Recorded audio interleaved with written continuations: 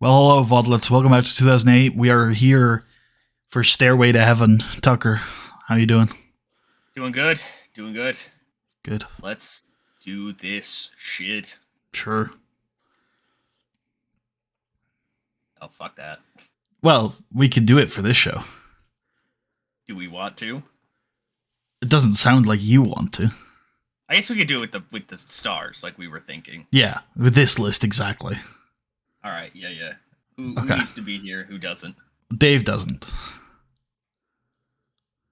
I don't think Bobby Lashley's on this show. Is there a card somewhere we posted? I don't think Actually, so. I can look at this. Oh, nice. There you go. Yeah, they added this at some point. Yeah, I guess Lashley's good to be off. Yep. Chavo's here. Chavo. Edge can be off, I think. Well, I gotta make sure. Yeah, no. Cena's on the card. Johnny isn't, I don't think. Yeah, no, he's not. There's nothing here with those guys. Wait. Oh, Jesus. I don't know why I thought that was them for some reason. I was like, no, wait, shit. That would have been terrible. I don't think Mark Henry's here. Mick Foley's going to be on comms. Quite possibly.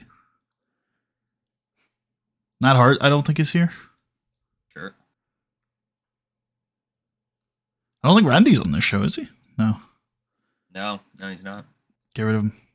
Go home, Randy. Go home. I don't think Renee's on this show. Yeah, no, they're not. Because that's SmackDown. It's on I booked SmackDown. so much shit for SmackDown, it's confusing. Ray is here. Yep. Rick shouldn't even be here. He's probably on holiday by now. So, He should be, so probably. we can at least tell him to go home tonight. Sean's not here, I don't think. Nope. I don't think Shelton's here either. There's a small chance Austin's on comms. I think it's unlikely, but we might as well keep him available. Yeah, might as well. Taker, Tori can go home. Yeah, I think so. And Triple H can also go home, I think. Cool. All of our rosters go. Oh, although we won't have, we shouldn't send Triple H. Next time we need to remember, stop sending Triple H home because we need him for every show. He's one of our bookers.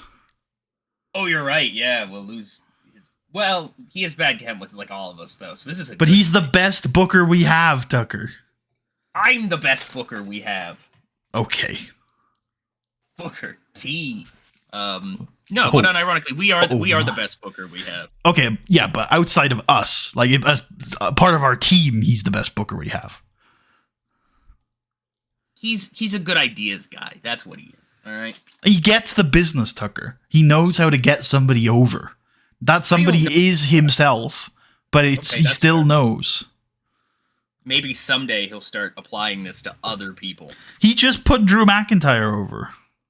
Oh, he did. You're right. Yeah. What a guy. What a sport. Yep. Where are we tonight? We're in Austin, Texas. That's correct. Austin have some kind of building? Arena. Yeah, I'm sure.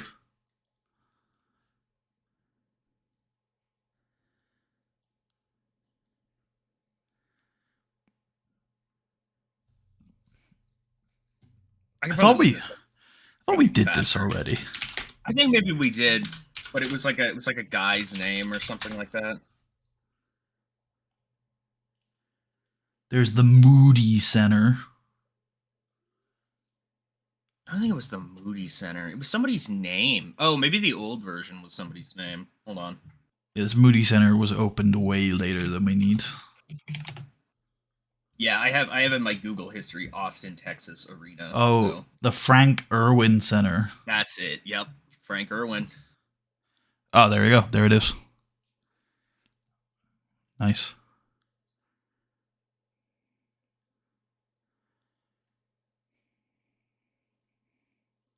All right, how does this work again?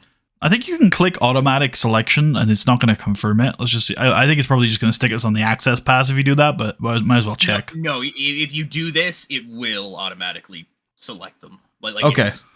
It locks them in. It didn't last year. I know it didn't last year. Okay. Okay. And I mean, you're just gonna have to do it then, bro. Okay, so it's Fox Sports Direct for sure. No, it's Fox. Oh, it's just Fox? Okay. Yep. Fox Sports Direct is our pay-per-view distribution. I'm gonna fuck that up so often, dude. I think I'm gonna and remember. then everywhere else we were doing it on pay-per-view, just because that's what we've got. Well, whatever we have, yeah. Yeah. Canal Sat, Sports Australia, Deutschland. Yeah. Mediaset, Mega Cable. You know, all the guys. Yep. How about wow. Wah wah wee wah. Okay, yeah, there we go. That's it. Yep. Cool. All right, gang. I miss Triple H. I do too. See, I do feel like we're lower without H. We are lower. You're Yeah. unironically right. But something else I've been slowly tracking is that everybody's numbers are getting lower over time. So, What? Yeah, Uh-oh. like our overall creative meeting numbers are going down over time. And I don't quite know what that is because it should be hopefully, I guess it wouldn't be going up, but it shouldn't be going down. It will go up once that 60 days is up. Which is the end of this month. Okay.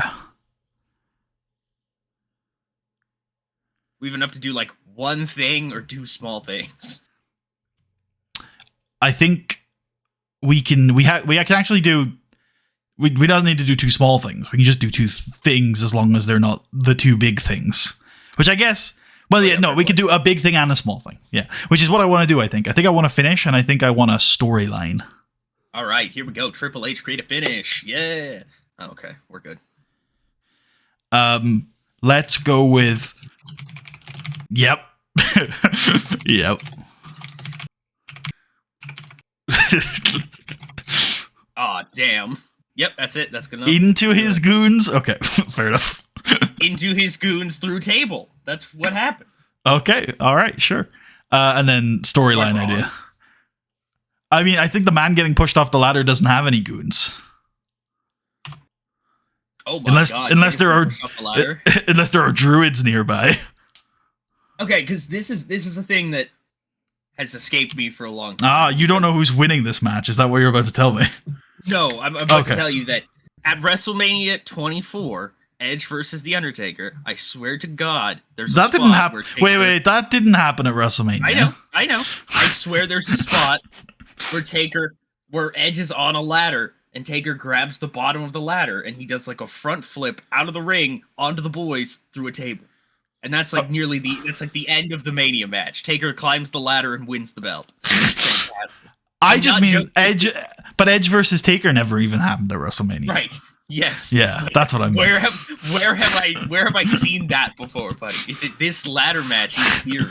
Like I don't even know if this ladder match happened. I think it might have, but I don't actually know for sure. I'm sure it did. I'm sure there was a TLC match between these two at some point. But I don't remember it that well. I remember the ending to the Hell in a Cell. Or I always think it's the ending, but it's not actually the ending. I read about this today, actually, and it's really funny when you read the Wikipedia recap of it, and it's like the Undertaker noticed that Edge sat up or something and went back to send him to hell. Fucking awesome. Yep. What are we calling this? Something gets over. No. Okay. Bad guy wins. No, there is no justice. There is no God here. Yep. Chavo Guerrero finally makes it to heaven, only to assert that there is no God here. Like it. What's going on, boys? Yeah, big idol. Angle idea. He's got an impression for tonight. I kind of forgot the angle ideas existed. He's coming out dressed as God. It's Stairway to Heaven. I think we maybe save this because I actually have a feud that I think I want Idol to have soon. Okay, yeah. So we can use it to kick it off. 11 guys, Will? This is what happens when the rosters get together. Oh, yeah. Like, oh my god, you SmackDown children are lost. Oh, I was about to say that means someone else is going to do a lot of drills, but she's not because she's not here. No, she's not here, yeah. Yeah. Oh. Interesting. I wonder who's telling us this, because we don't have a stooge. It's just what we're hearing, I think. This is a pairing that I can get behind. This is the real shit, man. This could be the bedrock of Monday nights. Oh. That's awesome. I like it. Everybody's getting along. I love it. Do we know how often we can inspire? I think it's the same where it was, so it's like every 6 months. Okay. So like SummerSlam and Mania. Probably. Yeah, I think SummerSlam might not be able to make that because it's not 6 months quite. It's like 4. Oh, you're right. Yeah. But we can do this SummerSlam at least and Mania. Yeah. Yep. And then maybe Survivor Series becomes the new big show. Yeah. The big show. The big show. Since everyone's all here, it makes sense to me to do a little team bonding. I have yet to find any negative to doing just team bonding all the time. Like, it doesn't it's not like Inspire where... Oh, I see. Yeah. Like, the negative would be if people have bad relationships, it worsens those bad relationships. We do have some bad relationships. We do, but none of them are stars, so it's fine. Let's find out. See, everybody's strengthened their bonds. That's good. Strengthened the relationship between you and Steve Austin. That's awesome. Should we do our commentary team? We should. I think it probably is just Michael Cole and Mick Foley. Yep. Cool. Adequate experience. Let's go. Yeah, what are JR and Austin are on low? Very low. Fair. It's fine. It's the start of the season. By Mania, they'll be clicking. Hell yeah. Okay, first match on this show is... Ooh, there's a lot of candidates. I think legitimately, I've got 4. I think this whole show is split into the 2 main events, and then for me, it's everything else. Yeah, fair. But all of the undercard matches are exciting enough for them to be openers for sure. I think it's probably the tags for me. Okay, for me, it was probably this. Well, I understand where you're coming from. Interestingly, our roles, I feel, have shifted here, where you're picking that because it's like the least important match, whereas I'm going for the tags because I think it could be the hottest thing, and you don't want to stick it anywhere else on the card. I wasn't so much thinking of importance as much as we get to see Nobunaga being based, and he gets to kill this goofy guy. Surely this is a break match, though. Maybe. I don't know. This is definitely the piss break of the show. Damn, man, the women are right there, dude. I don't mean that about. I don't mean that about. I don't mean it in a bad way. It's just like it's the comic relief for the kids. This is why Triple H packs these shows with ads, man. So you can take your piss break when the wrestling's not happening. He's really looking out for us, ultimately. But I don't need to piss every 10 minutes. Well, that's a you problem, all right? Once per show. It's the aging audience. Okay? Yeah. People have bladder issues, buddy. I'm pretty set, actually, now that I've thought about it a little, that those tags, like where, let me put it to, I mean, if you disagree, we can talk about it, but where else are you going to put it, really, for it to shine? Yeah. Yeah. No, you're right on that, because it would end up in the spot that this would kind of be in anyways, I think. I'm thinking that's probably right before the mains. That's exactly where I was thinking this would be then. Yeah. So. Which I think is too much. 3 mains back to back to back. Even for me, that's too much. Yeah, we gotta break it up with some ads. No, not ads necessarily, but like quieter matches. That funny man getting beaten up by that cool Japanese guy. Hell yeah. That's my favorite. Yo, let's get Mike Chioda out here. Everybody's best friend. Oh yeah, man, I so associate Lundrick with SmackDown that I was like, isn't Mike Chioda a Raw ref? I know. It's crazy. Damn, this match is interesting in terms of booking. It is. 13 is a number that keeps coming back in my head. I would probably have gone longer, but I'm happy to. I am. I'm prepared. Do you have a number in mind? 16? Feels a bit long. Should we go 15? Are we both happy with that? Yeah, that works with me. Cool. Lundrick are going to win clean, I think. I don't Hell think yeah. We need to go over on this one. Back. The boys are back. I think Legacy have been really good, but this is like a generational tag team over there. Yeah, this is this is. I don't even know. I think Lundrick are obviously they're fucking fantastic, but also I think in terms of wrestling significance, there's something there to them kind of being 21st century Rock and Roll Express, like that kind of idea. It's that same. You can see the line, if you will. Yeah. I think it's women next. Oh yeah.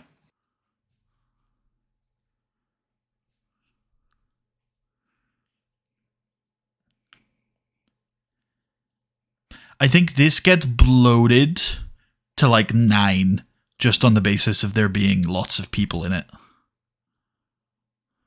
Yeah, no, I agree. Like, at least. Cool.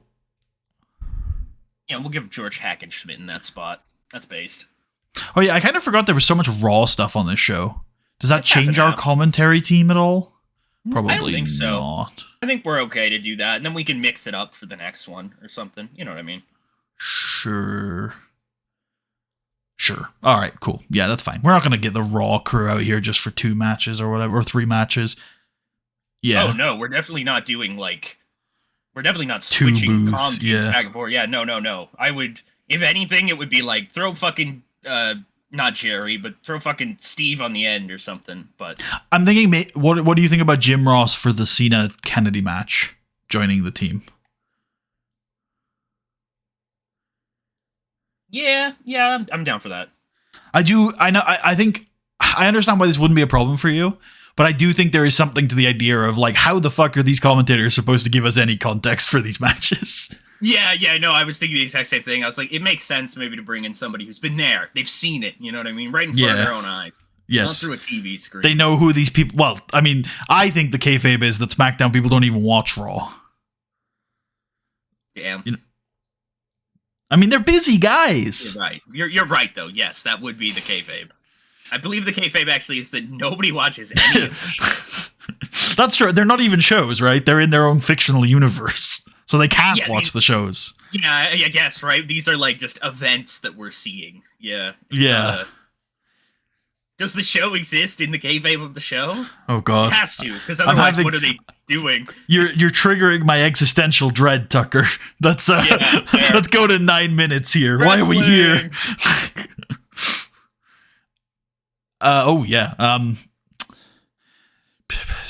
Got Melina and Victoria. We got Beth on the other side. I think this is Beth Phoenix winning. Yeah, okay, I see that. I understand it's the least interesting option. You're like, I want to create stories. But it's like, the story's already there. She's already fighting Victoria. This is, let's just put over Beth. Sure. Yeah. Like, we don't need this to create any stories. And in fact, hey, there is a story we could create, is that we could start to tease that tension between Victoria and the rest of the gang. Oh, yeah, I had a weird idea about Victoria last night. Wait, okay, I mean, you keep your dreams to yourself, Tucker. It's incredibly natural, but we don't need to hear about it. Go on.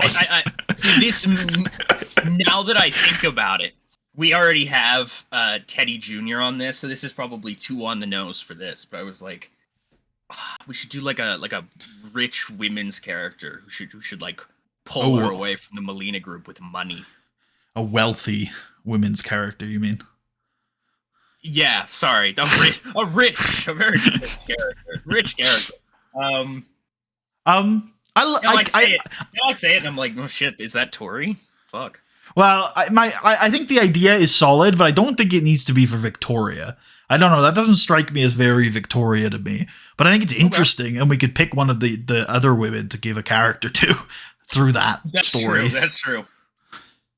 There's also, now that I think about it, also somebody you mentioned earlier. Maybe that does fit more. I don't know. Somebody I mentioned earlier. Yeah. You're going to have to enlighten me if it's not a huge spoiler. Well, we don't even know what's happening at this point, but just the person you had said, oh, maybe this person earlier, and we talked about the Wonder of the World thing. And her? Okay. Yeah. She could... Ooh, you know what? I think this is completely unrelated, but you know who would be an interesting mouthpiece for her? Tony Atlas.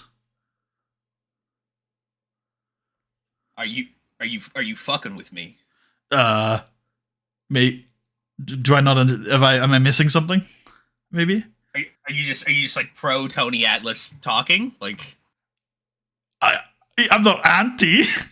Okay, I just don't think he's very good at talking. I don't necessarily think he's great at talking. I think he's a good manager. I thought he added to the Henry package when they were together, but I will say that this happened. Yeah, I will say that this is all like really old memories. I haven't gone back and watched any of it lately. So maybe I will have. I will do before I double down.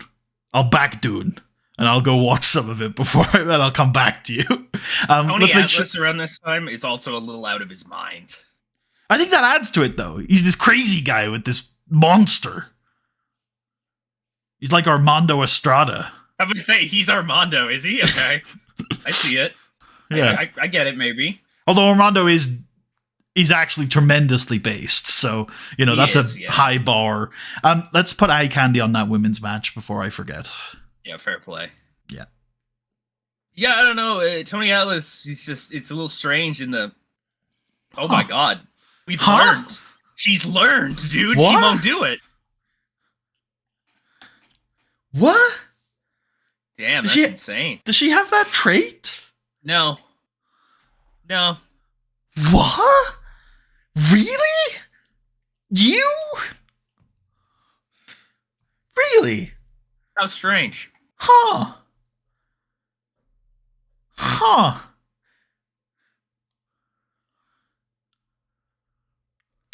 Okay. Well, obviously, it's not an eye candy match anymore. Yeah. How crazy. Your career prospects have changed. Oh. Okay. Sure. I guess I understand. It's fair. Finley going up to her backstage. I need you to understand something. You're really fucking bad at this, okay? You're asking me to do this for you, and you're gonna go out there, and it's not gonna be very good. That's all I'm saying. That's all I'm saying. We can work to your strengths, or we cannot. Yeah, or we can do what you want to do. Okay. Anyway, that's fine. We'll revisit that, I suppose, at a later date. Is that real? Oh shit! Like current temp breaks a record. I'm just like, is that real? God damn! I guess it is really warm out there. Yeah, it's like 25 degrees out right now. We're in the middle of a storm. Oh. Yeah. That's not good. No. Actually, minor tangent. I went to my Yu-Gi-Oh locals this morning through the storm, and I got there and I was the only person. Yeah. I've noticed that with work and stuff like that. Like I sell pet food and stuff like that. It starts raining and everybody just goes like, "Well, my dog doesn't actually need to eat anything, so it's fine." Nobody comes in on those days. I'm always like, how does that affect anything? Like, what the fuck? People don't want to leave their houses. It's scary out there. I guess so, right? Yeah, it'd be raining. Yep. I guess I don't even mean like storming properly. I just mean it's fucking like raining a bit. People just don't fucking go anywhere. Even when it's sunny, I don't want to leave my house. So no, I don't either. I think anybody going anywhere is strange. However, agree. If you go places, what's wrong with you? If you own a dog, though, you do have to leave the house every day anyway. So, like, might as well. I mean, get some food. you could not. That's a little crazy. I think that's unacceptable. I think so much so that I would say you could not. Okay, I think it's time for Psychosis versus Dragon Nakamura. Yeah! Woo! Wrestling. This is wrestling. Instead of at ringside, should we get Ray on comms? We also just do ringside. Yeah, I think we'd do ringside. Why does he have a color stat? I don't know,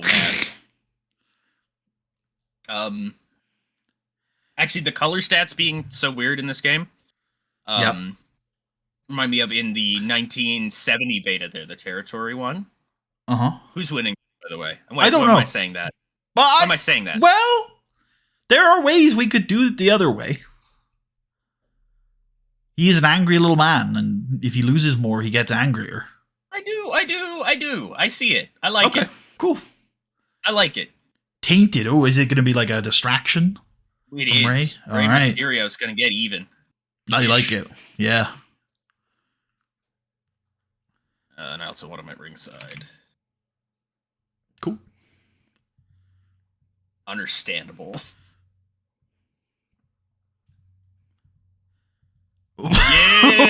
Yeah! Should we throw him at Keep Strong as well? Because, I mean, there's no harm in that. Yeah, I'm down. It's not like my point here is to get Dragon Nakamura out of this. Or out of this. Yeah. Okay, let's get our comic relief match booked in. Is there a comic relief match aim? I think it's just comedy. Yeah, let's do it. Well, I think we should probably go for this, but I wonder whether it affects your perception of like Nakamura beating the shit out. But I think it can be both. Right, not Nakamura, Nobunaga. I think it can be both, right? The main thing is the comedy of Stevens, but he's still getting the shit kicked out of him. I think it should be okay. I think we can go comedy and then dominate, and I think that'll be the booking that we're going for here. Well, he does not have the cannot do comedy at all thing, so... Did we give Stevens like a comedy trait? I think he always had noted comedy worker. Yeah. Yeah.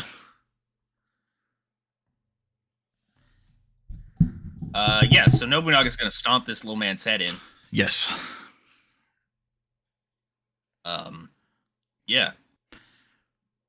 So this can't go more than 10. So... I mean, I was thinking 3. Yep, based. Yeah. Cool. Now, I once again ask you, should we consider main eventing with John Cena? No. Okay. I have to ask. This will be... Have we changed John Cena's moves yet? Because I feel like we should. Oh, you're right. Good call.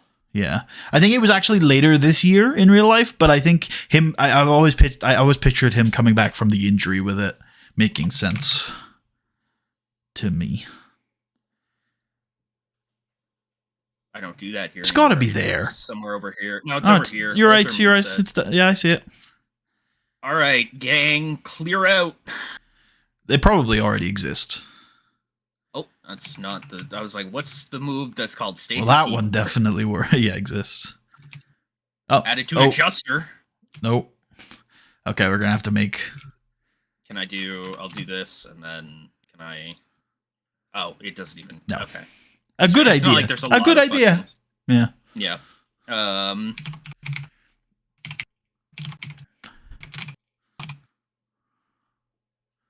Yeah, that's how I spell it, right? Yep.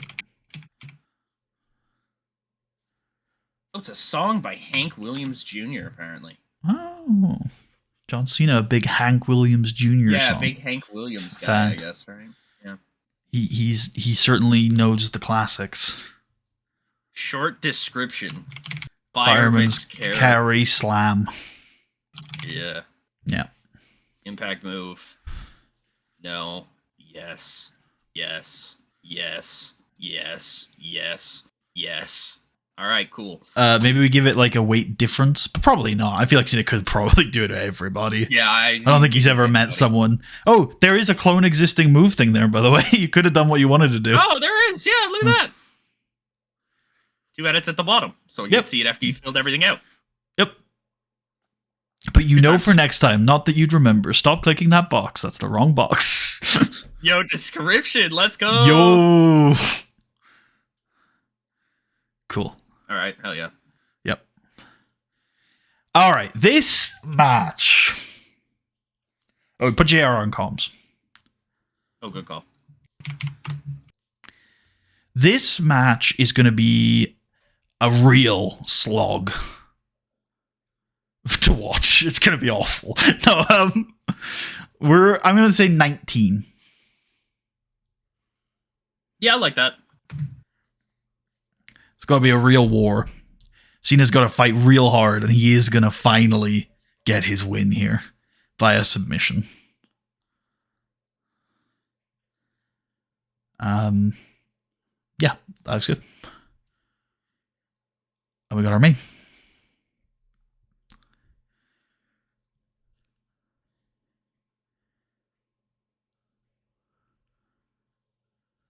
New head ref, Charles. Hell yeah.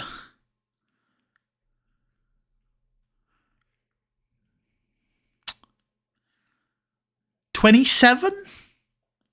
Yeah. Yeah, I think that's fair. All right. Java wins. Taker interference by all of the guys. Not in the finish.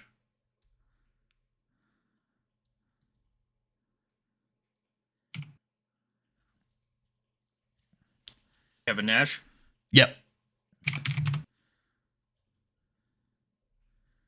Yeah, I think that's... Oh, deploy the creative finish.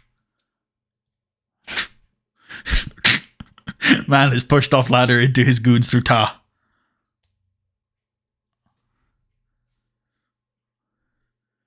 Huh. I think this is a big show, Mark. It's a huge show. I mean, not a huge show, but it's a big enough show. I think you need to just get over yourself, to be honest with you. The keyboard shortcut on that one. You used it? I used it. Let's deploy our creative storyline idea, by the way. Oh, yeah. Which one was that for? That's for Chavo Guerrero, Man Under Pressure.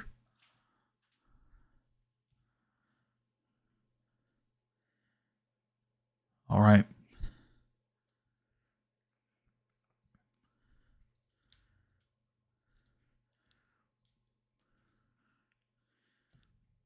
The world is watching. Dun dun dun dun dun.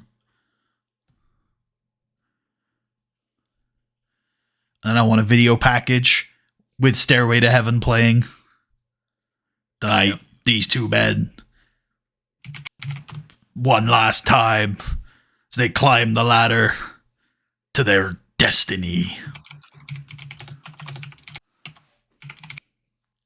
Climb the stairs. Chuck, every storyline in the company in this angle.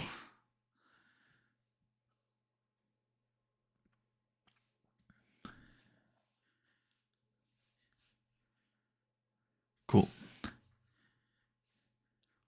Is the analysis just annoyed about Taker being pissed? Yeah. Yep. Cool. You want to check in with the comms? Completely understandable.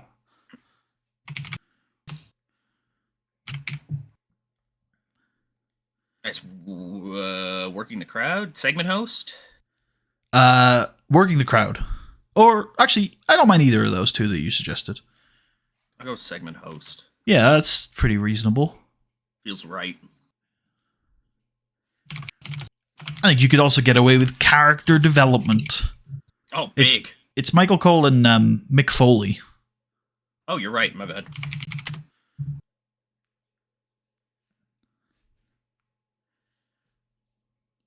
Yeah, this is just like a I don't know. I don't think a lot of people like care or think about this anymore. But I'm like, I think of the commentators as like very Yeah, I important remember to you a saying viewer's this. experience. Yeah, like you're somewhat seeing the product through their words. So I think it's important to, in theory, build a relationship between the viewer and those people who are going to talk to them for 2 hours. I think I would support that more if there were any examples of commentators I'd like to get to know. That's fair, but that's because nobody has No, ever I'm had a with you. check-in with the comms angle. No, I'm with you. I think there's a chance that you're right. I'm down to accept I that can argument. I can think of the closest one as being Tony Schiavone, who I've said before, Tony Schiavone wouldn't lie to me. He's not capable of it. Let's get Jerry Lawler out in the ring to interview London and Kendrick after their victory.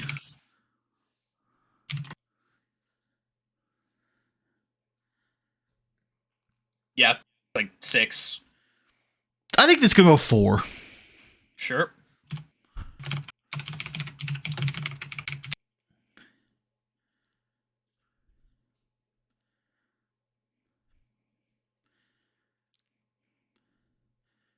Let's get a video hyping up that this Thursday night we're going to see the debut of Kofi Kingston. Hell yeah. We're probably going to have to go working the crowd on this so it doesn't bomb. Sure, yeah.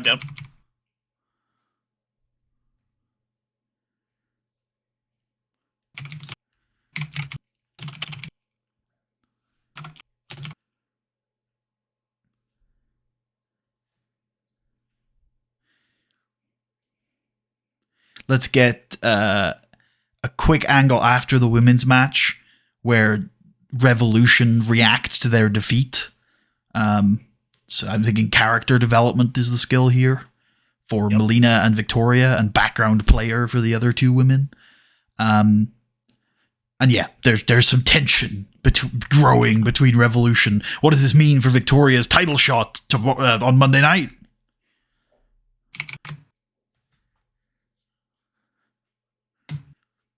I think this can go 2. I don't think it has to be that long.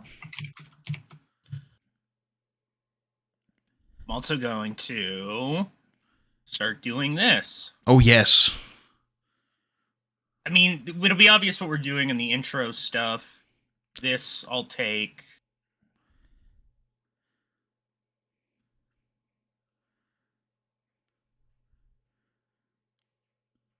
I guess It's a shame. It's a shame. But, yeah. You know. But, you know, not like it would save me much time. No. Make sure you put the tensions angle after the match. Thank you. And then let's do a graphic for that women's title match on Monday night. Yep. You can put both of them in it because this is not an angle we need to protect. Right on.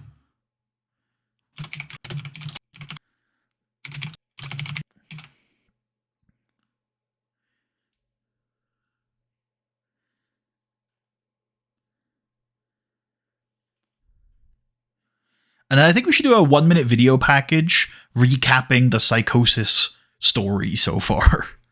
Yeah, I like it. Yeah.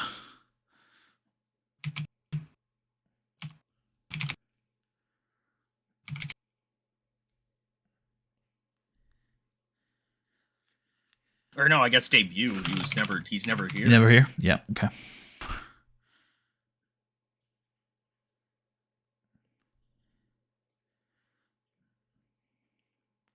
And then I think after the match, we can do like a 4 to 6 minute working the crowd angle with Ray and Psychosis, where Psychosis is like angrily shouting at Ray, who is celebrating with Dragon Kid, who can be a background player if we want to add him to the angle. Yep, I love it.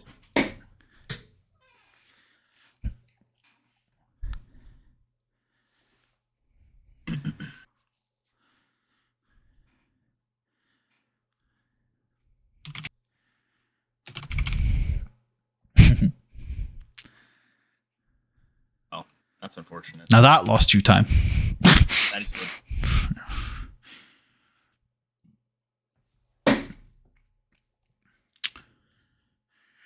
Let's have the comms talk about how they're very excited to be here in Austin. They've spent the last couple days here. It's a wonderful city with wonderful people.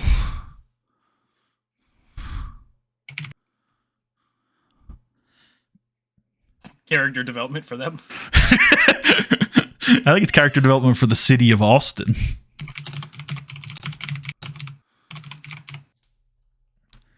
We're actually aren't we in Texas later this year for a big show? Are we in Texas for Survivor Series? Let me check. I don't know. No, we're in Los Angeles. No, wait, that's 2009. We're in Philadelphia for Survivor Series. I swear. Oh, we're in Dallas for Survivor Series in 2010. I see. Yeah. I feel like it's a bit too early to start hyping that one up. Maybe just a bit. Yeah, okay. Fair enough.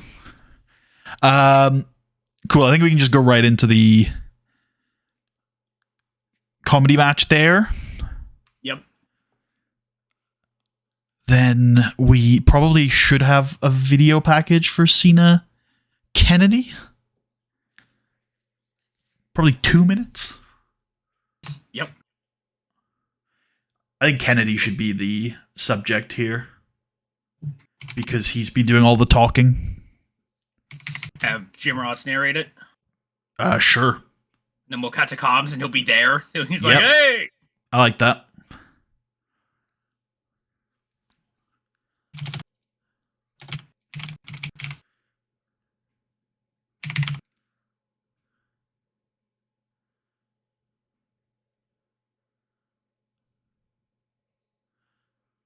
Oh, I might actually want a Cena interview earlier in this show. We'll see.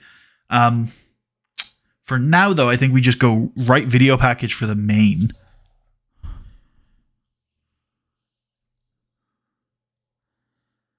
This one's like 4 minutes, I think. Yep. Yeah. Maybe have this be Chavo, because I think we're going to do a Taker entrance. Sure, yeah. It doesn't really matter. But yeah. You might want to copy and paste the title of that, and although I mean we don't have to, these are angles we could just know. Yeah, I would say we would know. Hopefully. Cool. We're doing this in like 10 minutes, so do it for the Taker entrance though, because I feel like you'll get confused as to which one's the entrance and which one isn't. So make sure you put in that this one's the entrance. I mean, I guess Taker's not in the other one, so maybe I'm underestimating you, but.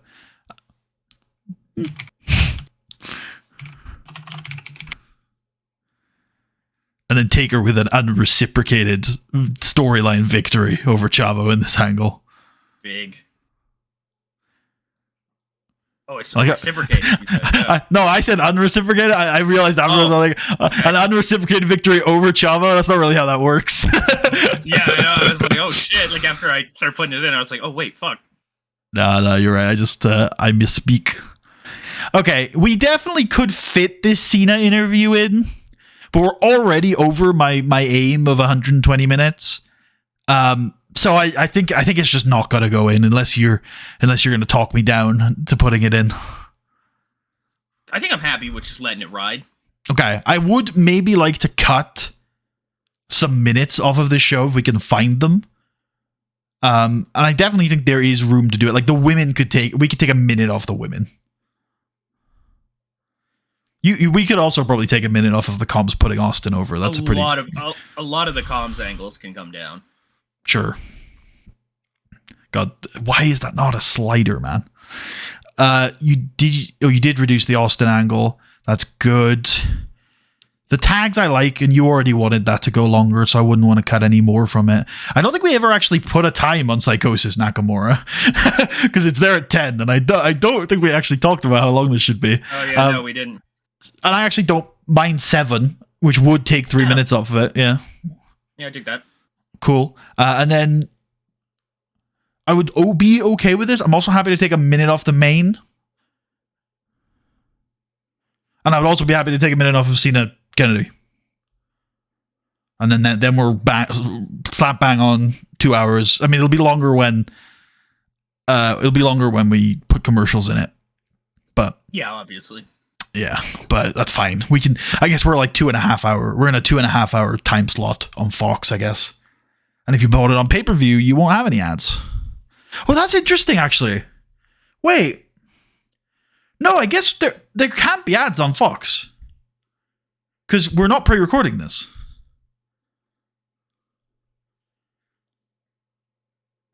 Well, there could be ads on Fox. They're just going to miss stuff. Yeah. Which sucks. So I don't think it for free. Well, they're not. I'm sure it costs a lot of money to be to have Fox. You think so? I think it's like isn't it one of those base channels or something? I'm sure it's cable. I'm sure it is, but you can check. Commercial Broadcast Television Network.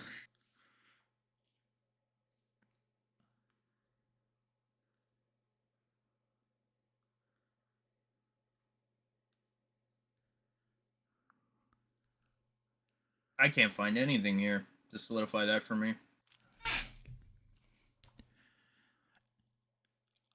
Yeah. I think we've got a good relationship with Fox, and they would be rerunning this show right like all weekend. So I feel like the live broadcast, we would be like, this has to be uninterrupted. Yeah. It's not very American though, but that would be what I would demand.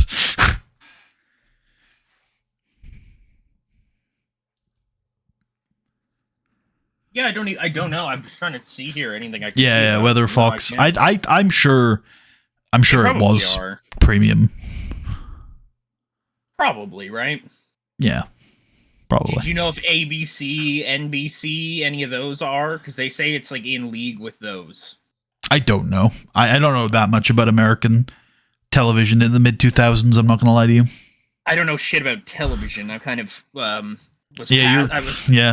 time's kind of past all that. Really, we were already on the internet. Like, it feels like a question for Jesse in our comments. Do you know? Did you have to pay money to watch Fox? And if so, how much? Fox Sports specifically, because I bet there were separate packages for Fox and Fox Sports. Yes, there would have been. Yes, what I'm actually thinking is that the legitimate just Fox channel that we are on, just Fox. Oh yeah, you're right. We're actually just on Fox. Widely available. I'm thinking that might be it, and then all the sports. I don't think so though. Actually, you'd have to pay for, and I think that I'm sure that the sports. I think the news is the most likely one not to be paid. But you definitely have to pay to get it in Canada. I know that. But I think out of them, the one that's the least likely to be premium would be the news one, because that's how it works here anyway. Is that all the news channels are the free ones, because that's like a legislative thing. But either way, I bet that Fox was premium television though, or cable. I think they call it cable. I don't really know what that means though. I think that's the one where you need to buy a box. Like you need to buy a cable box from somebody. So that would be the paid thing to it. Like Sky here, yeah. Yes, probably. Okay. From what I understand of Sky, probably. Yeah. I'm ready. Yeah, let me pull this shit open and get it going. By the way, before we start, while you're getting that set up, I had the Brain Blast SNME 19 Highway to Hell. Oh, hell yeah. Yeah. All right, let me run to the washroom here really quick, and we should be good to do this. All right, I'm gonna grab a drink then as well. So I'll burp. Actually, fuck it. I'll leave the microphone on while I burp, even though I'm not gonna be screaming across the apartment. You can hear me pour my squash.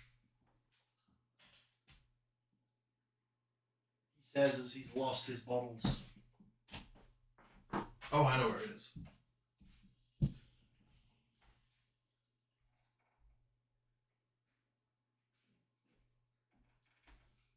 Result, I don't even need to pour a new drink. I already have one. Absolute victory.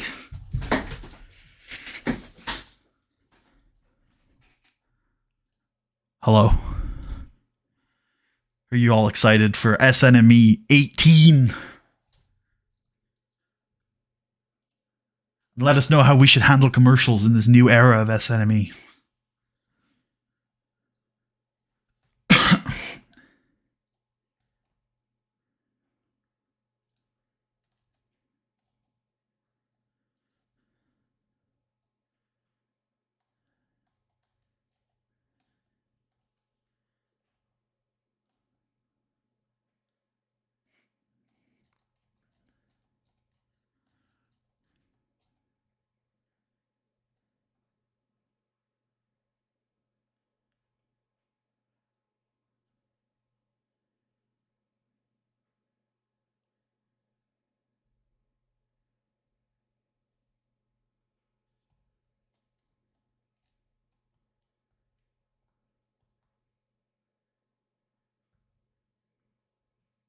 All right.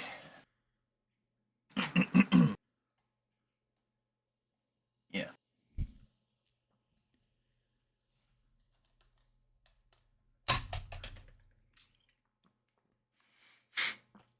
Yeah.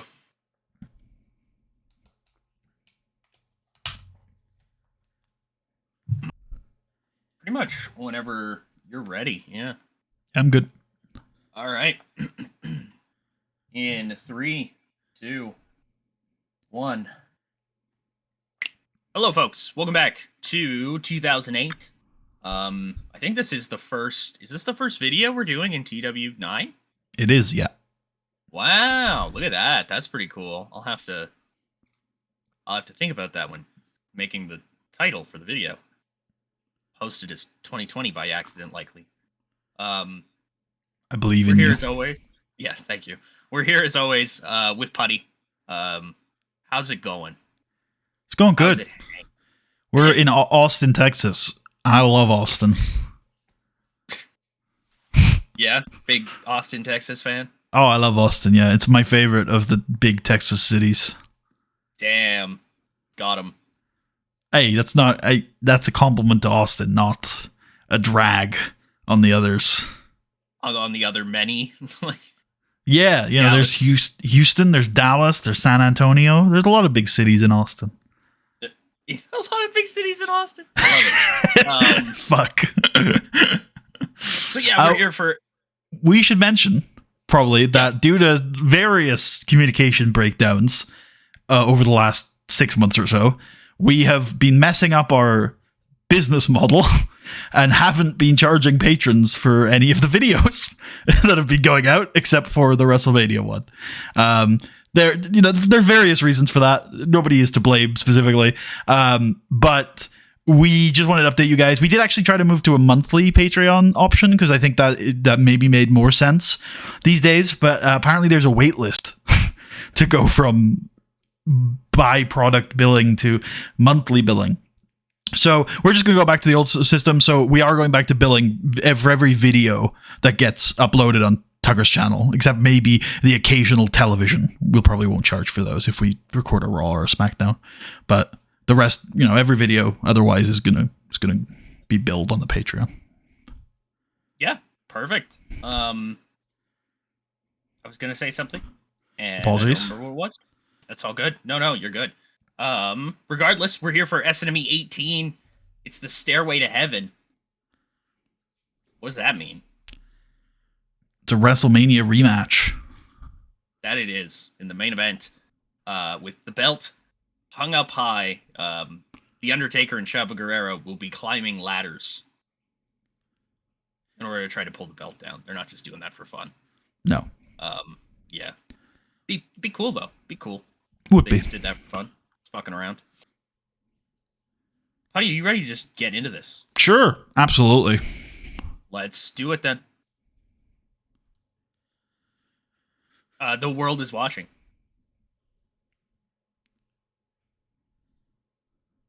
We get our video package going in here. Yeah, should we explain this rivalry? Obviously, we last saw these two at WrestleMania. A lot has happened since then. That it has. So the Undertaker obviously won the WWE Championship at WrestleMania. The World Heavyweight Championship. Oh, sorry. Yep. Fair enough. What did I say? The WWE. Yeah. Okay. Thank God, I was really scared for a sec. I said like an entirely other company. Like I thought the AEW heavyweight champion. WCW champion, The Undertaker. Yeah, so he won the belt at WrestleMania. Kevin Nash obviously got his boy Chavo Guerrero a rematch in fairly quick order. Maybe it's a week or two. Yeah, it was a couple weeks, but it was in Paris, France. That it was a big SmackDown when we were over there in Europe. And it ended in a... Yep, go on. It ended in a horrific sense. Terrible. As The Undertaker locked in the Hell's Gate, as it's come to have been known. Wait, but what's wrong with that, Tucker? He used that to win the title at WrestleMania. He did. Oh, you're right. Yeah, I missed a point there. No, that's fine. Damn. You've got a segue to do it right here. Kevin Nash had gone to the Florida Athletic Commission, and he began to ask them to inquire about a move that The Undertaker had been doing. It was indeed that said Hell's Gate. The move that he had won the title with at WrestleMania. It had left Chavo Guerrero spitting up blood. A horrible scene. Nasty stuff. And the council had come down with the verdict that indeed the Hell's Gate was too dangerous. It was not a wrestling maneuver. It was in fact some kind of death hold.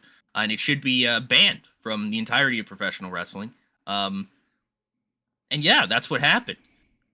We went to that rematch, and The Undertaker fucking beat his ass with a Hell's Gate. We don't know if The Undertaker didn't care or was unaware of the changes to the rules, but certainly one of those things occurred. There's also the speculation to be had that The Undertaker is an undead wizard, and so do athletic commission rulings apply to him? He's not exactly That's true. A normal competitor. Regardless, the decision was upheld, and Kevin Nash stripped the World Heavyweight Championship from The Undertaker's waist, and he's hung it not without great difficulty, that's for sure. Yeah, that's true. Yeah, because initially this wasn't even going to be Chavo Undertaker in a ladder match. It was going to be Chavo and somebody else. But The Undertaker attacked Kevin Nash in the hallways. And then Chavo wanted revenge, I guess, and so now we're here. Chavo was down then. And that's where we are. That's what's happening tonight. The stairway to heaven, all roads lead to the World Heavyweight Championship. We check in with our commentators for tonight. It's Michael Cole and Mick Foley of SmackDown. And they do tease that we'll have a little bit of a special guest later on tonight for one of our Raw affairs. But up first, we have a tag team championship match from Raw. The World Tag Team Championships. Tucker, you want to clue people in on this hotly anticipated tag team clash? So there's been a lot of movement lately. It is the what do we call it? The transaction period? The trade window? The movement period? The trade window? The trade period? The trade window? Yep. I'm good for that. It's the trade window. So there's been a lot of movement. Most recently, like Batista came over to Raw. Bobby that was Lashley's huge. SmackDown now. Elijah Burke went over to SmackDown. DX is on SmackDown. SmackDown picking up pretty and big. Back together. Raw did get London and Kendrick. Arguably the greatest tag team of all time. They are now on the red brand. And they are already #1 contenders for those World Tag Team titles. Still held by Legacy. Cody Rhodes and Ted DiBiase. I think they won them. Before Mania. Screen, right? Yeah, we would have seen them, I think. I think it was off screen, but I think we definitely seen them with the belts because Ted obviously had his big singles match at Mania. That he did, and there's probably something to talk about with Ted DiBiase as well shortly after this. Oh yeah, that's true. Because that tag team title ain't the only gold around his waist as he comes down to the ring here. Yeah, London and Kendrick have won their way into this situation here. And obviously, speaking of winning, Teddy Two Belts himself, dear God, in this transaction period, the Intercontinental Champion Triple H, as we've already explained, went over to SmackDown. He's no longer Intercontinental Champion. I'll just leave it at that. Oh. You'll have to seek out the VODs channel. Link in the description. Figure out what's going on there. Real. So yeah, we had our transaction period. The Intercontinental Championship left Raw, leaving Teddy Long with a situation where he only had 3 belts: the WWE Championship, the World Tag Team Championships, and the Women's Championship. He wanted to change this. He made a few phone calls. He was trying to look into different avenues to bring different belts back. At one point, he had acquired the TNA Legends title, but he didn't think that was sufficient.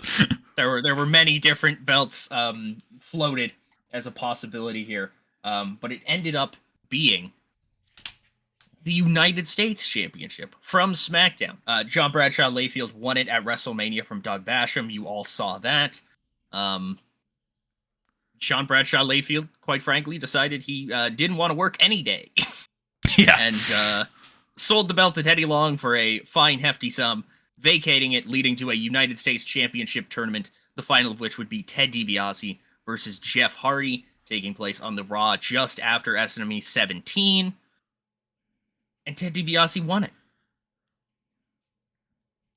Yeah, huge win for him.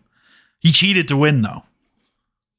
Well, yeah, I mean, whatever, though. That nobody will remember that. And Jeff Hardy originally was willing to let that slide, but after a leaving pep talk from Bobby Lashley, was inspired to go after Ted and cost him a match against London and Kendrick this past Monday on Raw, which leaves us where we are now. London and Kendrick have a win over the tag team champions. They're here on the Raw brand. They're an iconic tag team. Can they win their second championships, a second set of championships here on Monday Night Raw? Let's find out. The answer is yes. Is yes. Yeah, London and Kendrick win. They are the World Tag Team Champions. Fantastic match for like this is probably Legacy's best ever match here. Easily. Yeah, Legacy have been really good with us as tag champs. London and Kendrick, though, man, they're built different. They're generational. Yeah, I mean they're the greatest tag team this side of 2000. Yeah, easy as. Ooh, controversial. New World Tag Team Champions. Yep, I mean you can't argue with that. And Jerry Lawler asks them how they feel, whether or not they think they can replicate the success that they had on Thursday nights. Yeah, I don't see why we wouldn't. We are the tag champs now. Back to you in the studio, Michael. Riveting. Kofi Kingston. We see a little video here. Kofi Kingston's making his SmackDown debut this week. He's been hyped up for a little while now, about a month or so. We'll finally get to see what this beach man has going on. Tucker, I think this could be one of the most exciting debuts in the Cruiserweight division we've seen in a very, very long time. This young man has oozes of charisma and athleticism. Do we know he has athleticism? We've just seen him standing on a beach. Look at his build. I mean, I know he's wearing a loose fit Hawaiian t-shirt at the moment, but you can just see those abs. All right, maybe I need to get new glasses. Anyways, Michael Cole doesn't have glasses. I don't know. I think we've got women up next. Should we? Let's go to the match first. I don't think we need to hold off on the result of this one. Yeah, should we explain, though, how we've reached this amalgamation of female athleticism? So, during this trade window, Nat Hart took a look at her estate. Her great estate.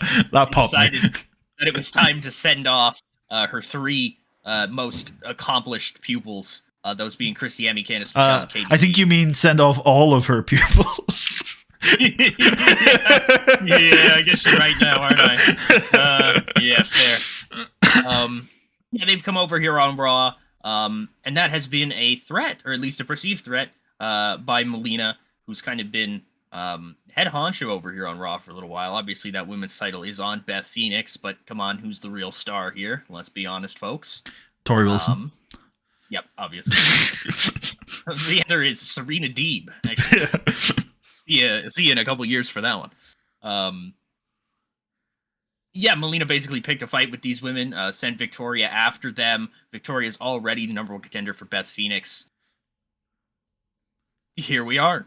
Yeah, there is. I mean, it is a loose factional equation here on Raw at the moment. We're talking about like these women on the left here. I think Candice, Christy, and Katie are pretty aligned, but really for Beth, this is an enemy of my enemy situation. And even with Revolution, they've been.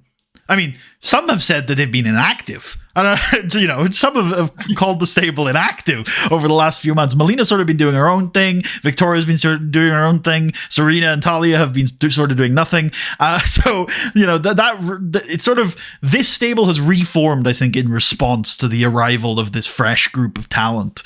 And yeah, I think battle lines were drawn, and this was this match as these 8 women really jostle for position. You know, got to remember, we're in a post Trish Stratus world now, and there is a spot available to be the next face of women's wrestling, and I think all of these women want to stake their claim to it, and they're all going out there tonight to prove a point. But like you said, the one who's got the best chance of proving that point right now is Victoria, because she's going to be up against Beth Phoenix on Monday night for that women's championship.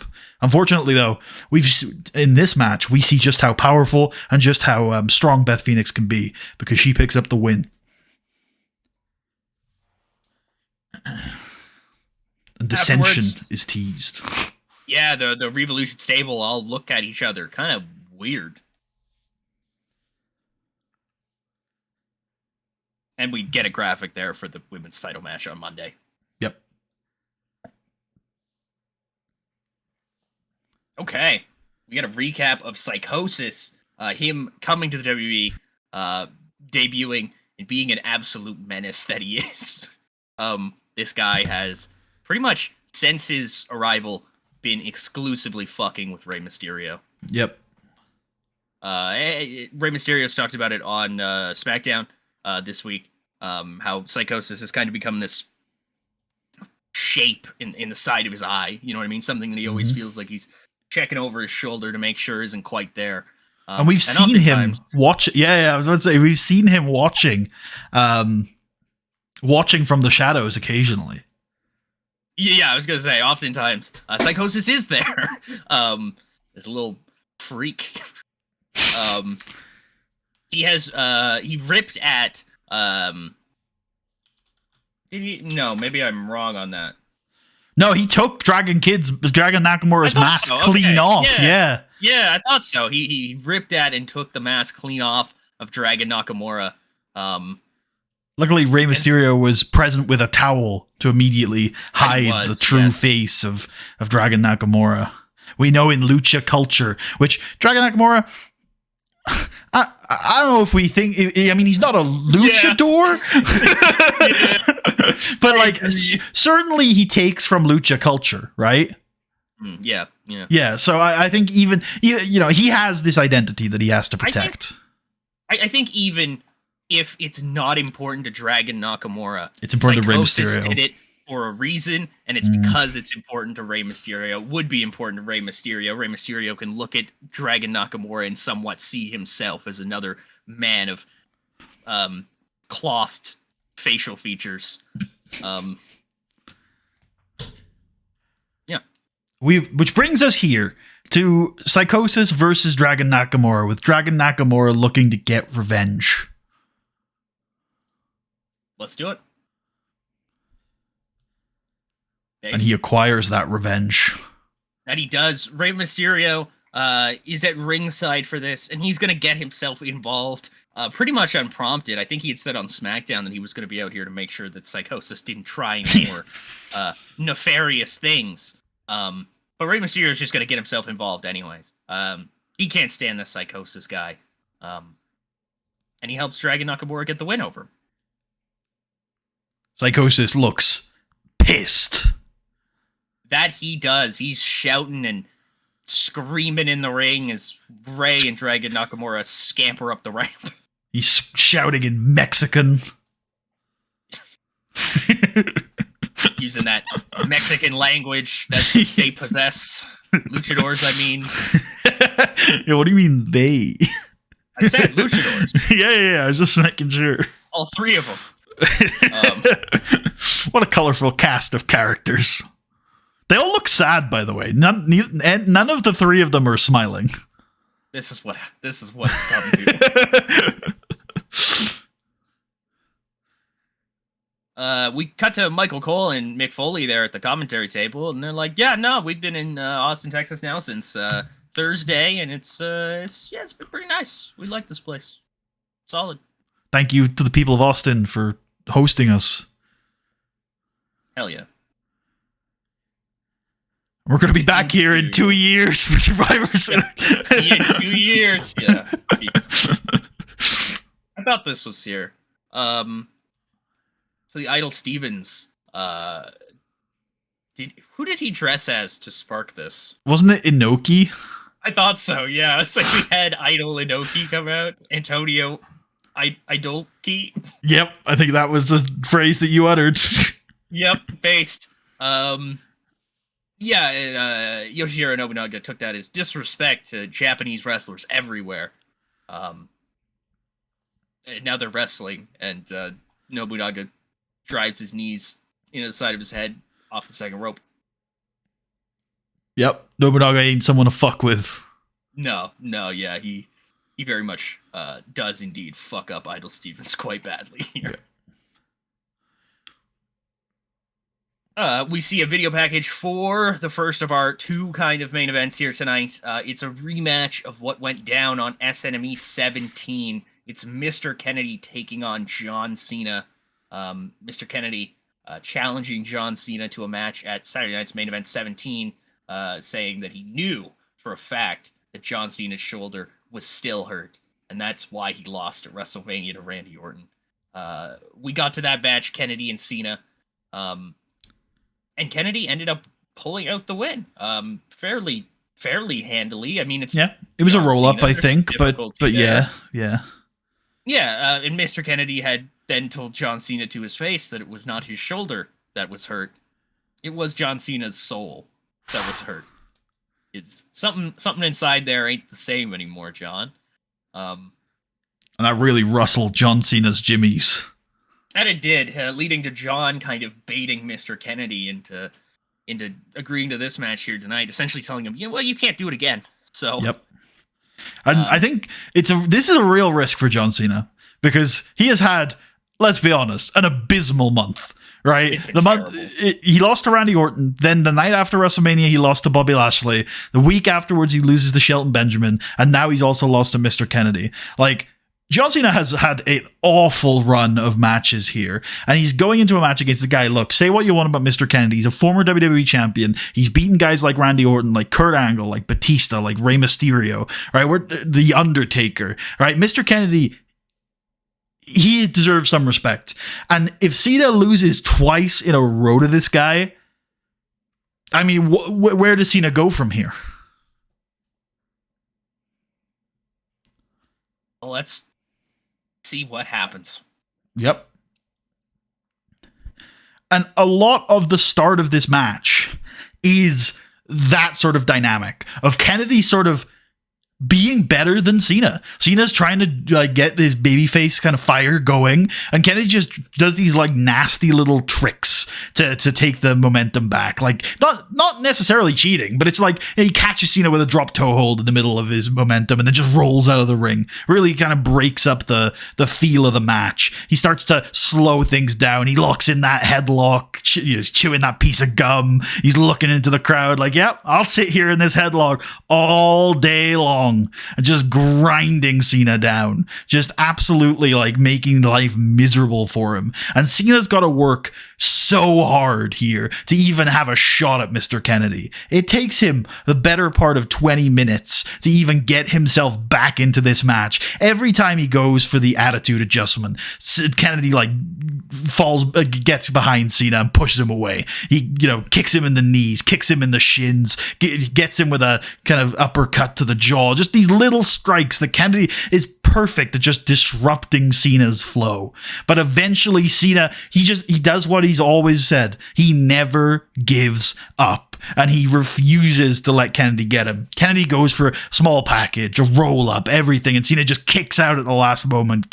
Cena is having to fight for his life in this match, but that is where John Cena thrives. And he gets his strikes in, he gets his shoulder tackle in, he still can't quite hit that attitude adjustment, but he sees that opening. He hits Kennedy with that drop toe hold, and he locks in the STF, and it's a good minute of Cena just screaming, hoping that this is a shot that Kennedy taps out in the middle of the ring. And eventually, with nowhere to go, that's exactly what Kennedy does. And for the first time since WrestleMania, first time since the Royal Rumble, really, John Cena has a big win here at Saturday Night's Main Event. And he celebrates this win like it was WrestleMania. Like this, clearly there is a weight lifted off of John Cena's shoulders having won this match. Let's see what happens from there. We've got our video package for Chavo Guerrero and The Undertaker. Yeah, I guess we've already recapped. Yeah, I'm like, you've done it. Yeah, that's about to be pretty sick, I think. So, let's see what happens. Oh, well, actually, The Undertaker's going to walk to the ring first. And this one, I think we should probably go through before we move to the main event, because I think this is one of, the bigger matches we've had all year. We're talking about a WrestleMania rematch here. What do you think the big factors are in this match? Number one, no DQ comes to mind. Number two, the ladder itself. The Undertaker's a taller man. Some might say that might mean he has to climb less steps to get to the top. I look at a 6'10" guy climbing a ladder, and I'm like, oh, geez, I hope he doesn't fall off that thing. It's a lot of weight to try to keep up on a ladder. Number three. Well, what about the crowd? Who are they gonna get behind in this? You know what I mean? The Undertaker. Oh, I think it's definitely the Undertaker, right? I don't know. We're pretty close to that border. You know what I mean? We're pretty close to that border. Chavo's hometown of El Paso. Chavo's hometown of Mexico. Here to support him tonight. I think this match, this is the third time these two titans have clashed inside a WWE ring for the World Heavyweight Championship in a main event. And we've seen a pattern in the last two matches that I do think, even with the presence of the ladders, is going to repeat itself here tonight, which is the Undertaker starts like a house on fire. He just has a massive advantage when it comes to striking. He is one of the best pure strikers in the business, and he catches Chavo off guard. He rocks him from the start, and Chavo's going to have to take some time sort of dodging the Undertaker, trying to slow the match down to the point, because Taker is just lighting Chavo up. And I think at this point, Taker is at least a little bit frustrated with the treatment that he's been subjected to by Kevin Nash and Chavo Guerrero. And I think that'll show in the ferocity of the Undertaker's attacks. And I think the early, even the first 10 minutes of this match are going to be a mixture of Taker kind of flying at Chavo, hitting his signature moves, stuff like Snake Eyes, stuff like the leg drop on the apron. Chavo trying to break up the Undertaker's offense. And I think we're going to build to two big spots in this first 10 minutes. The first one being the Taker dive. I think he's going to hit the Taker dive. He has in the previous matches as well. I think that's always a big spot that we build to and we sell. And then I also think Chavo's going to hit a frog splash off of a ladder through an announcer's table. Hell yeah. That's lit as hell. Yeah, and I think that's what it's going to build to in the first 10 minutes. I have a few things for the later in the match, but do you have anything else you want to add to these first 10 minutes of the match? First, maybe 15?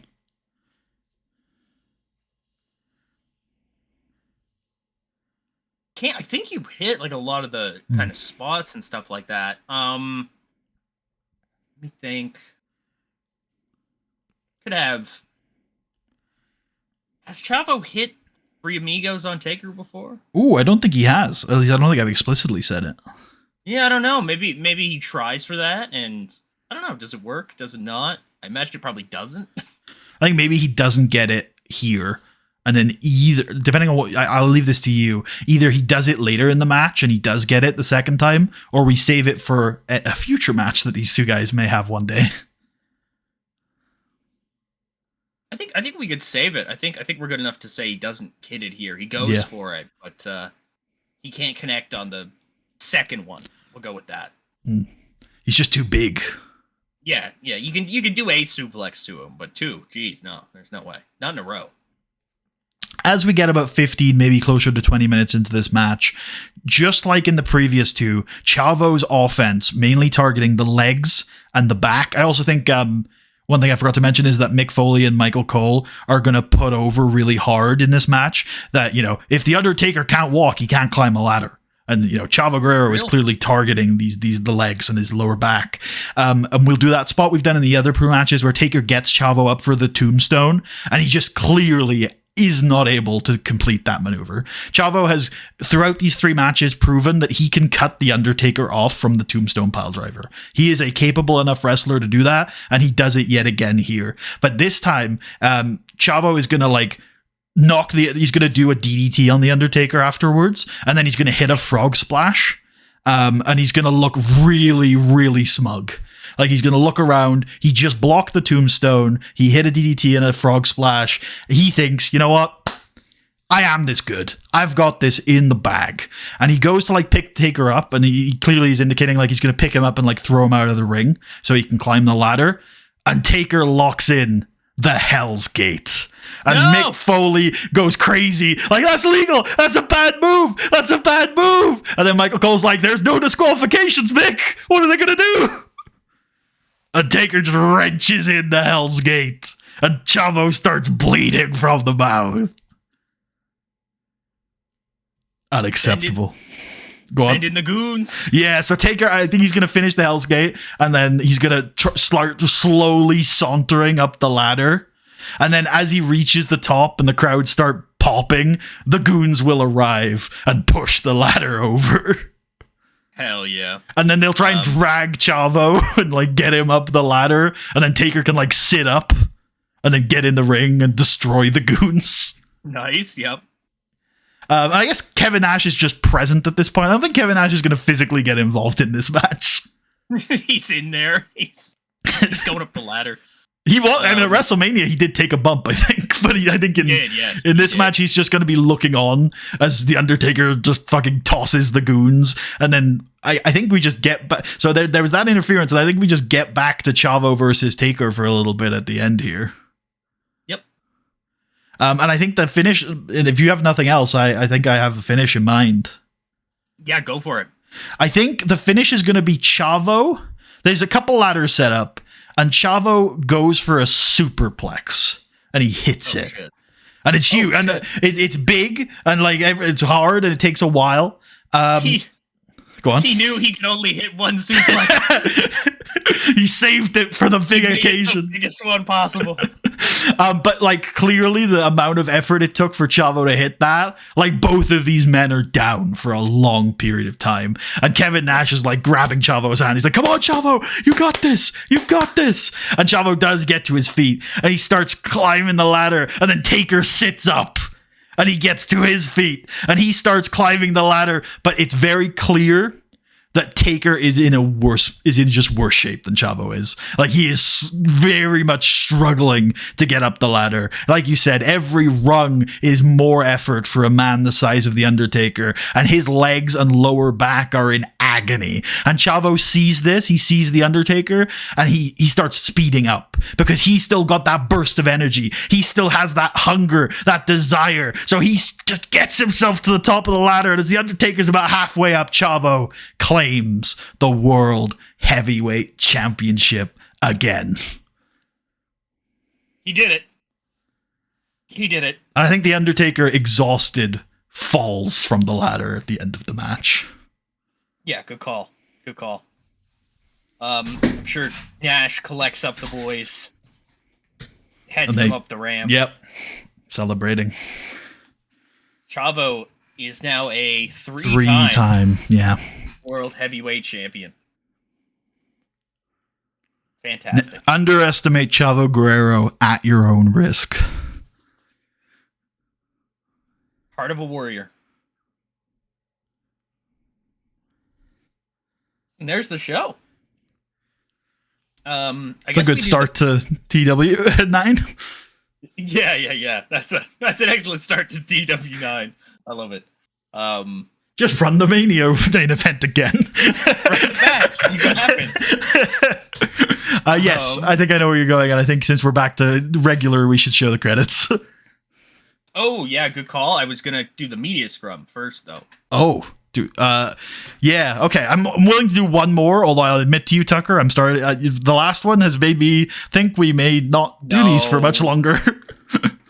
No, it's gonna be fine. They're fun. I didn't find the last one very fun at all. I'm not gonna lie to you. You kept asking me very confusing questions. Yeah, I like they weren't even. I would be okay if they hit us with the hard questions, but they were all pretty like weird. They were kind of weird. Anyways, yeah, let's do it, I guess. I'm willing to do at least one on screen, sure. Oh, we get to do our post-show speech still. Yep. I mean, Taker Chavo. The one thing that I do think is worse about this screen is that the ratings are no longer back here for you to kind of know who did well. You have to remember that a little bit. Which is not, like, impossible. It's just you can't just like look at it. Complimented on a good or praised for a great performance. Oh, told they're awesome is fine. I'm fine with that. Okay, yeah, we'll go with that for them. Mr. Kennedy, for sure, he nailed it tonight. Yep, and probably should be John because he was a huge part of that. Big hug for John. We're back to seemed pleased, except for one of them. I feel like one of those people didn't show up. Yeah, Kennedy didn't show up at all. Yeah, we made some money. I like making money. What's interesting about these figures, I think it implies that we make more money from these shows in the UK than we do in the US market. Because I feel like that's our biggest I think that's our biggest pay-per-view market is the UK. Probably, yeah. Well, they never got switched over, right? So they only know pay-per-view. That's true. Although we were kind of missing from pay-per-view for a few years. They had to buy the DVDs. They did, yeah. All right, here we go, man. The journalists have piled in. Chrissy Emmy was off her game tonight. How disappointed are you in her inconsistency? I'll be honest, I didn't even notice. So I'll say I didn't either. I'm sure it was a one-off. Oh, uh-oh. Oh. Oh, yeah, okay, you're still there. Good. Yep. Okay, with Chavo Guerrero having won the World Heavyweight title tonight, is this sort of a strong push for him? Are you dumb? Are you dumb? Yeah, see, this is what I'm talking about, bro. He deserves the opportunity to get a run as champion. He's the champion now. Yeah, but that's what I mean. Like, this is the opportunity. This is his opportunity. Oh, so that's saying I'm not going to squash him tomorrow. Yeah, he's going to have a run as champion. I have a lot of faith. We have a lot of faith in him. Yeah, for sure. Everyone seems to agree that SNME 18 Stairway to Heaven has been a successful show. What are your thoughts now that it's over? I honestly, it was okay, but I think we can still do better. Yeah, onwards and upwards, man. Oh, this one down here? Yeah, the one I said verbatim? Yeah, that one. Yep. Okay. Yeah, understandable. With London Kendrick having won the World Tag Team titles tonight, are they going to get a lot of spotlight over the coming months? I have a lot of faith in them. I'll leave this one to you. I have a lot of faith in them. Cool. You have two workers. Candice Michelle and Jillian Hall despise each other. You plan to address this? No. What is wrong with you? Why are you asking me that? I like a little tension backstage. It keeps everyone sharp. I love every time. It's just like, oh, nobody like that. What are your thoughts on one of your rivals, Jeff Jarrett, the head booker of TNA? Whoa. I'm heavily influenced by him. I consider him to be one of the best bookers in the world. I don't really know him or pay attention to it. Let's go. Dude. What do you mean you don't follow him? You're openly hostile to each other.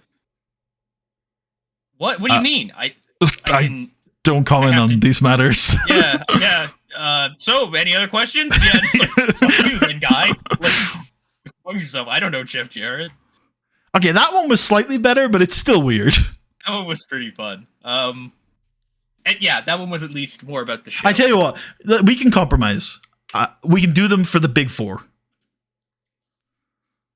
Does that sound reasonable? I think I'd be all right with that. Yeah. Yeah. So here's our credits up on the screen now. Thank you to all those people. Yeah. Thanks, everybody. Means a lot. And thank you to everyone who's not on the credits. We appreciate your support. Yeah. Either way, yeah. People, anybody watching this in like 2024.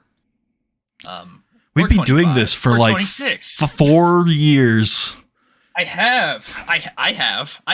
But you, all on my own. Yep, I joined later. I was a late addition to this series. Yep, I've enjoyed my time here since 2007 when I came in. Yep, exactly. How weird would it be if we did swap co-hosts at one point? It's so fucking weird. It'd be interesting. Yeah, it wouldn't. I think it would lose. I definitely think it would lose a lot. Probably, yeah. But yeah, anyways, thanks so much to our patrons. I think we don't exactly know the next time we'll see you guys for sure. I think it's the next SNME. Oh yeah, you're right. Yes. Sorry, I forgot you had mentioned that before. So yeah, the next time we'll see you will be SNME 19, and Putty already has a name for that one. I don't know if you said it on here or if it was on the stream beforehand. I think SNME 19 is going to be a very interesting show as two long-term rivals go to war in SNME 19, The Highway to Hell. Stairway to Heaven, Highway to Hell. For Putty, for myself, for John Cena, Mr. Kennedy, and Chris Steele's new move. Yeah, thanks for watching. I noticed it too late this time around, but I do see this here, this little sliver going down the side. That's because I've never recorded in TEW9 before. So yeah, I would have had to change the size of this a little bit. It will be done for the next one. I hope it didn't drive you too crazy. Some people just go crazy sometimes. It just happens in every single walk of life. People just snap. Oh well. All right, we're out. Nice. Good show. I like that. Yeah, no, really good shit. I really like that one. Fuck. Kennedy and Cena, eh? Jeez. Yeah, I actually, low-key, since we've moved over, I mean, I think you've seen it as well, Kennedy's general performances and stuff like that. Oh, yeah. His own individual performances have been very good, but I was there for a second, I was like, oh shit, he's not even carryable anymore. That's okay, I see. He's gonna be. I'm like, he's big mid card Ken for the rest of this series. But no, it seems doable still. I love it. I think we also gave Cena a little boost when we switched over, which will help. Pay-per-view overuse. Oh well, shut the fuck up. That's Fans fine. have become jaded. It's 2008. I expect you to be jaded. That is fair though. Like WWE never. Well, they didn't consistently run more than one pay-per-view a month, and there's probably a reason for that. Yes. Yeah. They would definitely do it around occasionally. The time, yeah. Although around this time they would be back to pretty strongly once a month. Oh yes. Yeah. Entire specifically for that reason. Yeah. To be fair. Yep. Probably. Yeah. Anything we wanted to go over here, or? I mean, you like looking at people with belts sometimes, and there's a new guy. There are two new people with belts, like this man. Bravo's got this once again. I think that brought the prestige up to 87. Very nice. Excellent. Very nice. And the new World Tag Team Champions. It's weird to see them with. Yep. Although they did have them in real life. Oh, they did, didn't they? Yeah, for a little bit. Should look up some pictures of that because that'd be. I think these were the belts they lost on a house show. Yes, you're right. These are the ones that they lose to Murdoch and Cade on a house show. Mm-hmm. Yep. Murdoch and Cade. Yeah, I think you're right. Which, by the way, base decision to throw those two teams together. I'm sure they weren't thinking about it all that hard, but that's a real good one in my book, at least. I really like a lot of the tag teams from that era, as you probably can tell from the fact that I feature them a lot across this series. But yeah, no, there are a lot of tag teams from that era that I have a soft spot for. I think it's also, at least to me, the last era where the tag divisions were thought about a little bit. Yeah, you're probably right. I was gonna like counter with there was a period in like the mid 2010s where it was popping off, but I don't think you can make the argument that was because they were being featured. I think they just had some good talent. Happened to have really good talent. Yeah, this tier was like we have ideas for people. Wow, 105 days till SummerSlam. That's crazy. I just seen that there. Yeah, no, but I definitely think this time period, they had to. I mean, because they weren't just hiring great wrestlers; they were trying to build characters, I guess I would say. So they had to put a lot more effort into why things were happening and the mechanics of getting to certain matches. There were so many like very goofy vignettes, I think, in this era, just throwing a lot of shit at the wall and being like, entirely. We've changed our style a lot, and so like what's going to work in this new environment? And most of it they just gave up on, which is kind of sad. But it's a nature of like weekly TV.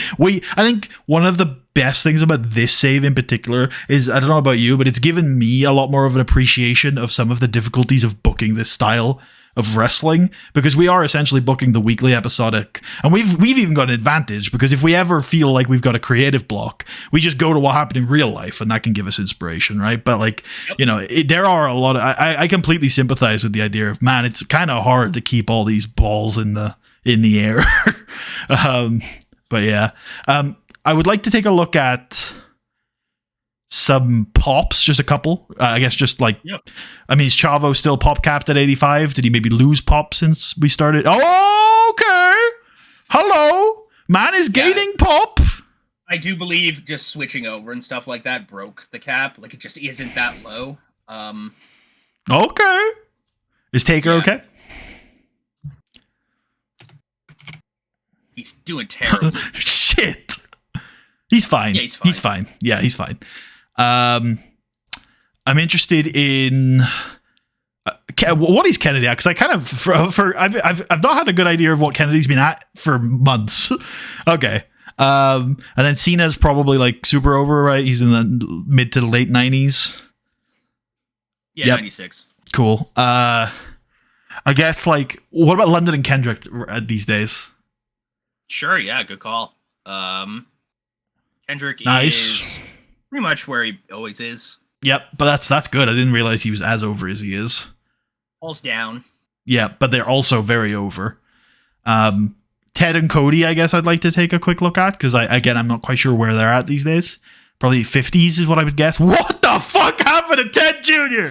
Holy! He beat Jeff Hardy, dude. Yeah, I know, but that man is like, this man is a relevant part of the show. Yep. He beat Jeff Hardy, dude. I'm telling you. Jeff Hardy knows too. Jeff Hardy very much fucking knows, dog. He is fully aware. He's fine, dude. He's so fine. What about Cody? Okay, he's where I expected them both to be. Still very, very capably over. The last guy that I'm interested in... Actually, I've got two. One is Kofi Kingston. Where is he before his debut? Has he gained any pop at all? No, and that's fine. But his momentum is hot, right? Yes, hot. Yeah, yes. All right, I think you're right, so I don't need to see it. Well, there you cool. Go. Yeah, see it, so. I did. The last person I wanted to check is this indie worker called Amazing Kong. Yeah. How over is she? She amazing or awesome? She's amazing. The answer is no. Okay. I was kind of expecting that. I was just kind of curious. Oh, she's also really fucked up. Severely impacted. No, she's not fatigued at all. Oh, she had... I see. That's fine. Actually, that's fine, Tucker, because I don't believe in that. So I'm not a post-concussion syndrome guy. Yeah, I'm not a CD guy. Yeah. I'm actually, and ironically, I don't have much of an issue with that, but I'm willing to listen to your concerns if it's something that would affect you. It is on the 31st of May. That's why I was like, what the hell? Correct. Yeah, I do have some concern, just the extent of what that penalty is, what that looks like. Should we be investing in somebody who needs so much work there and they're already fucked up physically? For a Monster of the Year? Yeah, that is probably the money, isn't it? I think it's fine. That was always the pitch from me. Because remember, like, I know I pitched using her, but if you remember, I'm not that high on her. My idea was like, it's a fun opponent for the year. Yeah, no, I agree, I think. Okay, cool. I was wondering if your concerns were welfare. If they're just performance, then I don't think we have to worry. I think she'll be fine. Yeah, I'm not worried so much about welfare. I mean, because Regal has this as well, and it does give me some pause, just because the specific verbiage of physical wreck makes me think, like, is this dude in constant pain trying to do the job? Look how much green there is. Yeah, he's entirely fine. He should just bump on his legs all the time. I mean, yeah, I guess, kind of, right? To some extent. Yeah, no, like literally, yes. Like, I was just saying, yeah. What's Taker? I'm curious now, because I'm just curious. Taker's good. Oh, well, there's some wear and tear there. Yeah. No, he's in good physical health, but he's having a minor negative impact, and you can see those arms and legs. They don't look so good. He's also got fatigue. Yeah, but he's tired. He wrestled a ladder match today. A 30-minute long ladder match last night. Yeah. Might be a little tired. In which he took a lot of bumps. Yeah. Yeah, Chavo is God. Oh yeah, Chavo is God. Don't get it twisted. And my favorite part again about bringing stuff over, like I didn't think about this when we were doing it, but it's become a bit of a happy accident. Everybody gets two developments. Everybody's gonna have all blue in a couple years. Nice. So there'll still be soft caps. There'll be caps. Yeah, like Nitro here is improving on things again. Like guys who had maxed out are improving. Wait. So. What you just showed wasn't improvements? Yeah, it was. Oh, okay. 79 to 80, 84 to 85, 86. Well, wait until the month is over to see if they actually stay there. Who was it that's gaining a bunch of stuff? Somebody who I was like, what the fuck is happening? Is it Chris Masters? Based God Chris Masters? It might have been Chris Masters. It might have been on this list. Oh, it was Renee. Yeah, because Renee had maxed out. Renee had maxed out, and now he is once again just building. And I'm like, oh my god. Is his site going up? No, that seems to be set. I guess it doesn't really matter then. True. I think also if I looked, Idol's going to be quite good at some point. Yeah, I thought Idol had the makings to become quite good. Yeah, he's got some growing to do, but yeah.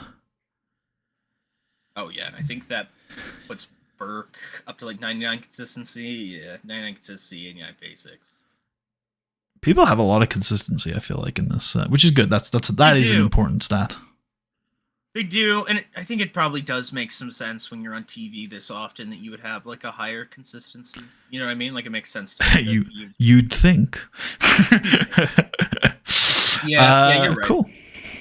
I think, unless there's anything else we want to do before we get off or have a look at, I think we're good. I think we're good as well. Yeah, I think we're chilling. All right, cool. I'll wrap us up then. Thank you all for watching. Are we back? What is next weekend normal? Yeah, next weekend should just be the same as, yeah. Yeah, okay. I'm trying to think. I think it's all the same next week. We might go earlier on Sunday next week. I'll have to let you know a little closer to the time, but stuff's starting to get quieter now, so I might be able to fit us in somewhere else on the Sunday. But Saturday I think should just be good for later in the day like we usually do, about 3 o'clock. Depends on if there's a late game or not. There is one last thing I wanted to say on the stream here. Putty, did you notice American Psycho inspired character in the works for Shotzi? Yeah, I saw that. I'm gonna kill them. I think you can't take this from me. Your comment is funny. I think there are two things that I think undermine that a little. One, that report is one of the classic wrestling dirt sheet reports where it's like her theme song has been called Psycho for like 2 years, and also I don't think that I think that story is probably bullshit. I don't think do you notice who this source is? Oh, I didn't actually. Is it Chris Jericho or something? Via Midian. What's Midian? That's like the Undertaker's friend. Oh, interesting. That's like is he on Taker's podcast? He is all the time. I'm right. sure this is where he has said it. Yes. Yeah. And then the other thing is, although we definitely talked about that, at least personally, I haven't had we haven't infused a lot of it into DiBiase yet. Not yet, no. Yeah. I think we're doing enough right now with just the team and stuff like that. If that ever falls apart, I think that's when we could start seeing more of. It's really crazy that I feel like we've got so many ideas for Ted DiBiase Jr. Ted DiBiase Jr. Because we've got that, and we've also got like the playing with the rich boy stuff that we could still do. So I don't know how Ted DiBiase's become this fountain of fucking creative ideas, but there you go. He's special, man. He's the guy. He's certainly doing a lot with what he's been given at the moment. Right. Thank you all for watching. I hope you all enjoyed. We will see you guys next weekend for some more WWE 2008 as we crack on through May on the road to SummerSlam Moscow 2008. We'll see you guys then. Peace. Actually, Tucker, you say goodbye so I can check your mic's being picked up. Goodbye, everybody.